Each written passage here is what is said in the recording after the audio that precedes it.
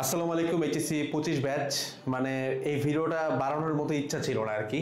কিছু কিছু ভিডিও থাকে যেটা আমি আসলে বলতেই চাই না, বাট আমি দেখলাম বেশ কিছু রিনোন্ড ইনফরমেশন সোর্স আর কি, বা রিনোন্ড পেজ থেকে একটা কথা এরকম প্রচলিত করতেছে যে এইবার অ্যাডমিশন সিজনে নাকি কাট মার্কসটা বাড়ার চান্স খুব বেশি।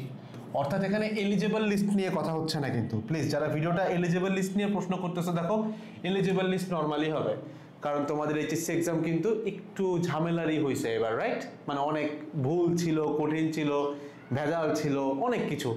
সো এলিজিবল লিস্ট সব কিছু নর্মালি হবে, বাট একটা বিভিন্ন পেজ, একটা বলে লাভ না, বেশ কয়েকটা পেজ থেকে আমি দেখতেছি তাদের একটা ন্যারেটিভ যে বুয়েট ভর্তি পরীক্ষার কাট মার্কস নাকি এবার বাড়ার কারণ আছে। এবং এইটার রিজন কি? রিজন বলতে সবাই একটা লাইনে বলতেছে, সেটা হচ্ছে ভাই এটাই যে আগের সিজনে কোশ্চেন ব্যাংক সলভ করতে বলছে কয়েকজন মানুষ, লাইক ধরো আমি বলছি, কিছু কিছু ভাইয়ারা বলছে যে কোশ্চেন ব্যাংকটা যেন সলভ থাকে, বাট এবারের সিজনে প্রায় 90% উপরের ভাইয়ারা, অনলাইন ভাইয়ারা কোশ্চেন ব্যাংক সলভ করতে বলতেছে। এবং সবার ধারণা যে এটাতে হয়তো সবাই কোশ্চেন ব্যাংক সলভ করতেছে, যেহেতু সবাই কোশ্চেন ব্যাংক সলভ করতেছে এবং বুয়েটে প্রতি বছরই দেখা যায় 60 থেকে 70% কোশ্চেন ব্যাংক থেকেই আসে, তার মানে এতটুকু পোর্শন এবার সবাই উত্তর করতে পারবে। যেহেতু সবাই এতটুকু এমনি উত্তর করতে পারবে, তার মানে অবশ্যই কাটমার্কস বেড়ে যেতে পারে, এরকম একটা ন্যারেটিভ প্রচার করা হয়েছে। আজকের এই ভিডিওটাতে আমি তোমার একদম বাস্তবতা তুলে ধরবো এবং এরপরে তুমি বুঝতে পারবা যে কাটমার্কস নিয়ে চিন্তা করাটা কি বোকামি, নাকি আসলেই আমার চিন্তা করা উচিত। আর শুধুমাত্র কোশ্চেন ব্যাংক সলভ করলে কি ভাই বুয়েট হয়ে যাবে, এটার উত্তরও তুমি পাবা। তো দেখো, একটা জিনিস আমি তোমাকে বলি, আমি আমার জাস্ট লাস্ট সিজনের একটা স্ট্যাট তোমাকে দেই। আমার লাস্ট সিজনে ইঞ্জিনিয়ারিং কম্প্যাক্ট কোশ্চেন ব্যাংক মানে 24 ব্যাচের ভাইয়াদের জন্য যেটা ছিল আমার, ওইটার টোটাল স্টুডেন্ট 1100-র আশপাশে ছিল।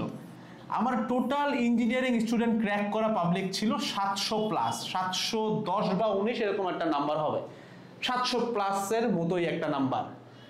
তো তুমি হয়তো চিন্তা করতে পারো যে ভাই এই যে 700+, মানে এটা সবগুলো ইঞ্জিনিয়ারিং ভার্সিটি মিলায়, ধরো বুয়েটে 150 থেকে 200, চুয়েটে আছে, কুয়েটে আছে, রুয়েটে আছে, বুটেক্সে আছে, কিছু আইওটিতে আছে, মিলায় আর 700, ভাই স্টুডেন্ট ছিল মাত্র 1100। তো তোমার কাছে মনে হতে পারে যে ভাই লিটারালি 700 মানুষ কোশ্চেন ব্যাংক সলভ করে চান্স পাইছে ইঞ্জিনিয়ারিং ভার্সিটিতে, তার মানে তো এইবার যদি এর থেকে অনেক বেশি মানুষ সলভ করে তাহলে তো এটা ভয়াবহ একটা আকার ধারণ করবে। একটা জিনিস একটু তোমাকে আমি বুঝাই, তুমি দেখতেছো 700 মানুষ ইঞ্জিনিয়ারিং ক্র্যাক করছে কোশ্চেন ব্যাংক সলভ করেই, ঠিক আছে, ইঞ্জিনিয়ারিং ক্র্যাক করছে কোশ্চেন ব্যাংক সলভ করে। এবার তুমি কি জানো কয় হাজার মানুষ কোশ্চেন ব্যাংক সলভ কইরাও কোথাও চান্স পায় নাই? আমি তোমাকে লিখে দিতে পারি, গ্রাফটা 50,000-এর কম হবে না যারা লাস্ট সিজনেও ধুমায়া কোশ্চেন ব্যাংক সলভ করছে বাট কোথাও চান্স পায় নাই। ঘটনাটা কেন ঘটতেছে? প্রবলেমটা আসলে কোথায়? কোশ্চেন ব্যাংক সলভ করলে কি তাহলে চান্স পাওয়া যায় না? যদি চান্স পাওয়া যাইতো তাহলে তো 700 মানুষের পাওয়ার কথা না। যদি চান্স পাওয়া না যাইতো, তাহলে তো 700 মানুষের চান্স পাওয়ার কথা ছিল না। আবার যদি করলেই চান্স পাওয়া যায়, তাহলে এত হাজার মানুষ সলভ করেও কেন চান্স পাইলো না? শুধুই কি সিট সংখ্যাটা এখানে একটা ব্যাপার? কেন মানে সবাই কি মানে এটা তো একটা কম্পিটিশন, যে ভালো করবে সেই তো আগে যাবে। তো ধরো রহিম পাইলো, করিম কেন পাইলো না? করিমও তো টপ 1000-এ ঢুকতে পারতো, করিমও তো টপ 5000-এ ঢুকতে পারতো, টোটাল ইঞ্জিনিয়ারিং সিট 5000 কাউন্ট দিলে। ঘাপলাটা কোথায়? আমি তোমার একদম ক্লিয়ার করে বলে দিই ঘাপলাগুলো আসলে কোথায় কোথায় লাগতেছে। পয়েন্ট নাম্বার 1, সেটা হচ্ছে কোশ্চেন ব্যাংক সলভ করা মানে হইতেছে বিগত বছরের প্রশ্ন সলভ করা, বিগত বছরের প্রশ্ন। তো দেখো এই জিনিসটা একটা বোরিং কাজ। যেমন তুমি যদি আঙ্কেলের কাজের দিকে তাকাও, প্রতিদিন একই কাজ করতেছে, তুমি যদি তাকে জিজ্ঞাসা করো যে বাবা কাজ করতে কেমন লাগে, বলবে যে বোরিংই লাগে, কারণ কাজ করতে তো মজা লাগার কথা না, প্রতিদিন একই কাজ হচ্ছে। সো দেখো, তুমি যখন প্রতিদিন একই জিনিস সলভ করতেছো, অর্থাৎ পারা জিনিস, বিগত বছরের জিনিস, আমাদের থিওরিটা কি, আমার ন্যারেটিভটা কি, যে তোমাকে উদ্ভাসের উইকলিতে কিংবা তোমার কোচিং এর লেকচারে কিংবা অনলাইন কোর্সের সিলেবাসে ভাইয়া যতটুকুই পড়া কিংবা সিলেবাস যতটুকুই থাকো, তুমি একটা জিনিস মেকশোর করতেছো যে তুমি বাসায় এসে point number 1 question bank solve করতেছো, দেন যদি হাতে সময় থাকে তুমি আদার জিনিসপত্র দেখতেছো। এটা হচ্ছে আমার ন্যারেটিভ। এটা আমার ন্যারেটিভ। এখন বুঝো, তুমি যখন বিগত বছরের প্রশ্ন প্রতিদিন সলভ করার কথা চিন্তা করতেছো, জিনিসটা যেহেতু ভাই বোরিং, খুব স্বাভাবিকভাবেই বোরিং কাজ কিন্তু সবাই রেগুলারলি করতে পারে না। অন দ্য আদার হ্যান্ড সবাই যে কাজটা করে, ধরো সে হয়তো ইউটিউবে যে একটা ইন্ডিয়ান চ্যানেলের ভিডিও দেখতেছে, খুব কঠিন মানে নিউ কনসেপ্ট, খুব ডেপথ লেভেলের কনসেপ্ট দেখতেছে। জিনিসটা বুঝো, একে তো আছে ইউটিউবে, অথবা আছে একটা কোনো বইতে, বিদেশি বই যেখানে অনেক নতুন জিনিস আছে। নতুন জিনিস মানেই এইখানে আছে কি ভাই, এখানে আছে ডোপামিন। ডোপামিন যখন সিক্রেট হয়, দেখা যায় যে কাজটার বোরিং লাগে না, অর্থাৎ সবাই কাজটা করতে পারে। তুমি গ্যারান্টেড থাকো, যদি অ্যাডমিশন সিজনে 50,000 মানুষ বিগত বছরের প্রশ্নই বারবার রিপিট করে থাকে, এরকম লোক থেকে থাকে, এর মধ্যে একদম কন্টিনিউয়াসলি এই জিনিসটা করছে এরকম মানুষের সংখ্যা অ্যারাউন্ড 5,000 হবে মাত্র। বাকি 45,000 মানুষ কিছুদিন করছে, কিছুদিন করে নাই, কারণ জিনিসটা বোরিং, এটা রেগুলার বেসিসে করা সম্ভব না। অর্থাৎ এইবার যদি অ্যাডমিশন সিজনে প্রত্যেকটা ভাইয়া তোমার বাসায় আইসা কোশ্চেন ব্যাংক সলভ করেও দিয়ে যায়, স্টিল সবাই এই কাজটা করতে পারবে না, কারণ এটা অটোমেটিক্যালি বোরিং। একটা বোরিং কাজ রেগুলার বেসিসে সবাই করতে পারে না। একটা কথা প্রচলিত আছে, আমি কথাটা বারবার বলি, বিশেষ করে অ্যাডমিশন সিজনে বলি, যে দেখো পৃথিবীর সবথেকে কঠিন কাজ হচ্ছে একটা সহজ বোরিং কাজকে প্রতিদিন করতে থাকা। এবং যারা এই কাজটা করতে পারে অ্যাডমিশন সিজনে ভাই তারা টেক্কা দেওয়া সম্ভব না।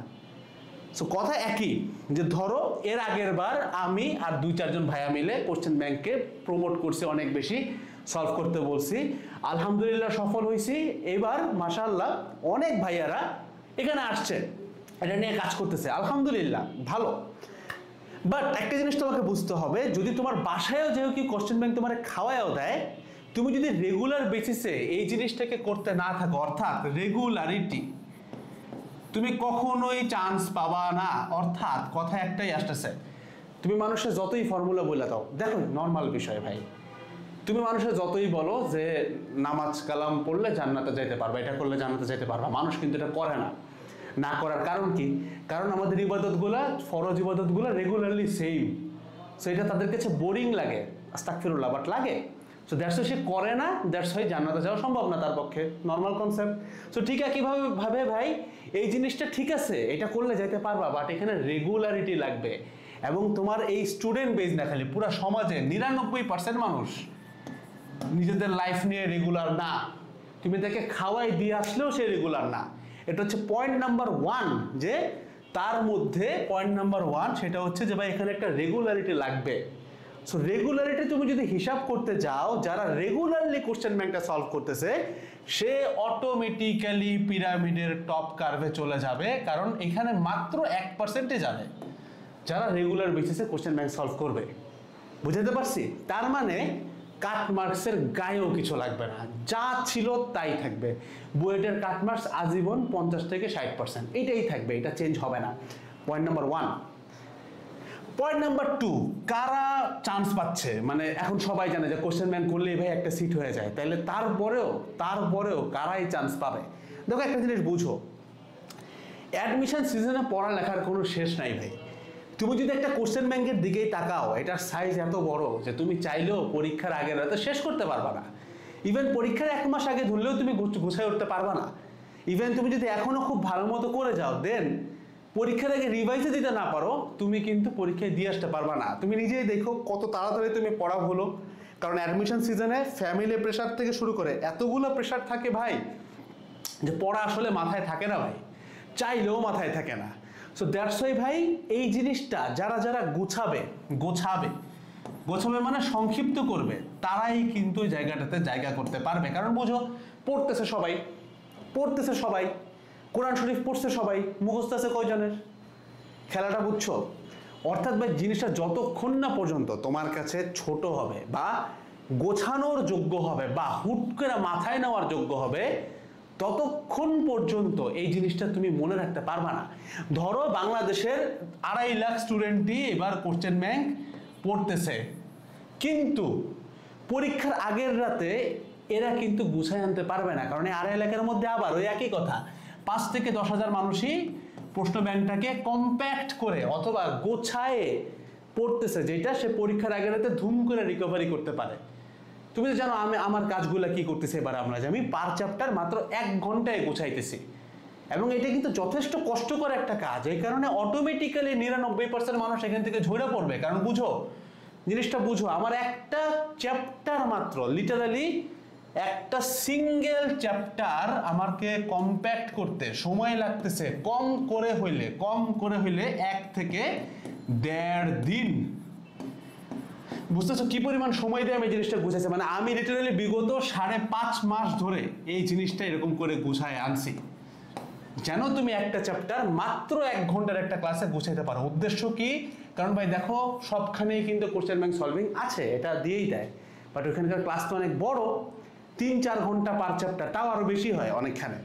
সো সেটা মাত্র 1 ঘন্টায় দিয়ে দেওয়ার উদ্দেশ্য এটাই, যেখানে আমি এমন ম্যাথগুলোই সলভ করাই দিচ্ছি, ম্যাথগুলো এইভাবেই গুছাই দিচ্ছি যে সিকিউ আসুক এমসিকিউ আসুক ইঞ্জিনিয়ারিংয়ে তোমার কোথাও ইনশাআল্লাহ আটকাবে না। এবং এটা 1 ঘন্টায় গুছাবে, কারণ পরীক্ষার আগের রাতেও তুমি যদি একটা চ্যাপ্টার পুরো খায়াও ফেলো, 1 ঘন্টাকে যদি তুমি 2x স্পিড দিয়ে দেখো 30 মিনিটে শেষ। এইটাই হচ্ছে আমার মোটিভ। সেই জিনিসটা বুঝো, দুইটা জিনিস, যে কাট মার্কস একই থাকবে, ওই 60%ই থাকবে, এবং সিটও ওইরকমই থাকবে। কারা চান্স পাবে এবার ইনশাল্লাহ আমি চেষ্টা করবো, ইনশাল্লাহ এটা আমার টার্গেট থাকবেই যে আমি 700 জায়গায় আমি এবার চিন্তা করবো অবশ্যই 1,500-এর উপর স্টুডেন্ট চান্স পাওয়া যায়, এটা আমি চেষ্টা করবো ইনশাল্লাহ। তোমরা দোয়া করলে, আল্লাহ যদি চান, মৃত্যু বাদে কেউ এটা ঠেকাবে না। আমি এতটাই পরিশ্রম করছি এই জায়গাতে, প্রত্যেকটা বাচ্চাকে তার জায়গা মতো আমি দিয়ে আসবো ভাই। প্রত্যেকটা পয়সা, each and every single penny আমি উসুল করবো তার, ইনশাআল্লাহ। যেন তার কাছে মনে হয় যে না, আমার জিনিসটা আমি হয়তো খরচ করছি অফারে গেস কত 870 টাকা, তাই না? বাট তোমার কাছে মনে হবে যে তুমি এখানে কয়েক হাজার টাকার কিছু পাইছো। আমি এতটা কষ্ট করতেছি। তো একটা জিনিস বুঝো, জাস্ট দুইটা জিনিস মেকশোর করতে হবে যারা চান্স পাবে। আমি চাই এই নাম্বারটা অনেক বড় হোক, এবং এর মধ্যে তারাই আসবে যারা দুইটা জিনিস মেকশোর করতে হবে। এক হচ্ছে রেগুলারিটি, অর্থাৎ সে কোশ্চেন ব্যাংক শুধুমাত্র নামে মাত্র সলভ করবে না, সে প্রতিদিন সলভ করবে।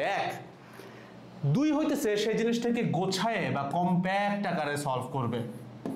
এটা যদি করতে পারো ভাই, কাট মার্কস দিয়া ভাই চিন্তা করো না ভাই, আরো 1000টা পেজ পোস্ট দিবে।